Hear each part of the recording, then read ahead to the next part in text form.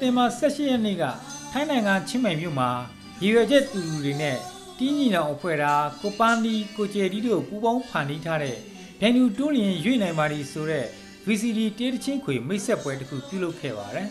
။နော်ထဲ11 January ကိုရီတုံးပေးကြပါဒိုင်နူတိုးလျင်ရွေ့နိုင်ပါသည်ဆိုတဲ့ VCD ရုပ်သံတေးတချင်းခွေမှာပြည်တွင်းငြိမ်းချမ်းရေးရရှိဖို့နဲ့တိုင်းရင်းသားဒေသတွေမှာဖြစ်ပွားနေတဲ့ပြည်တွင်းစစ်ပဋိပက္ခရပ်စဲစေဖို့အပါအဝင်ဖက်ဒရယ်ပြည်ထောင်စုနဲ့ဒန်းတူလူခွင့်ရေးရရှိဖို့အတွက်ပြည်တွင်းပြည်ပမှာရှိတဲ့မြန်မာနိုင်ငံသားတွေဝိုင်းဝန်းလှုပ်ဆောင်ကြဖို့တန်လန့်နှိုးဆော်ထားတဲ့ဒေသချင်းကိုဖို့ပါဝင်ပါတယ်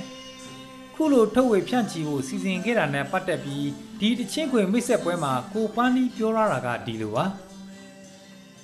ကျွန်တော်တို့အားလုံးညီညွတ်ညွတ်နဲ့ပေါ့နော်ဒီအနုပညာသမားတွေရောအားလုံးကျန်တဲ့ဟိုအသီးသီးရလူတွေရောညီညွတ်ကြမယ်ဆိုရင်တော့ကျွန်တော်တို့လိုချင်တဲ့ပန်းတိုင်းကိုရောက်ကြမယ်ဆိုတဲ့အားမျိုးကျွန်တော်တို့အဓိကအပြင်သက်စိတ်ပြပြနေတာ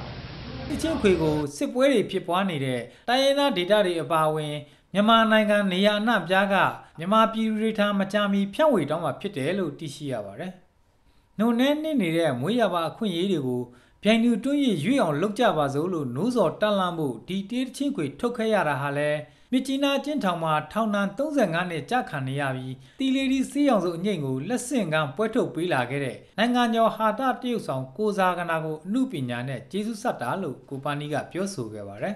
ကျွန်တော်တို့ရှိတဲ့ခွန်အားနဲ့ရှိတဲ့လူရင်းအားနဲ့ကိုကျွန်တော်တို့ရှေ့ဆက်ပြီးလုံးမဲ့အလုပ်တွေကိုတော့ကျွန်တော်မပြတ်လုပ်သွားမှာပေါ့အခုဆိုရင်ဒီဟာခွေကိုကျွန်တော်တို့မောင်ကျယ်ပြီးပါတယ်ကျွန်တော်ရဲ့နောက်တော့မြစပင်ကိုရပြီးတော့ရွှေရပေါ့အဓိကထားပြီးလုပ်ကြတာပေါ့ဘာဖြစ်ကျွန်တော်တို့ကတော့စိတ်ထဲမကြပါဘူးရှေ့ဆက်ပြီးကျွန်တော်တို့ရှိတဲ့အနုပညာခွန်အားနဲ့ရှေ့ဆက်ဖို့အဓိကတော့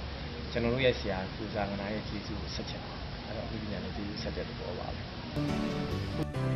ဇွဲမလျှော်နဲ့တနေ့မှမျောလင်းထားတဲ့အိမ်မက်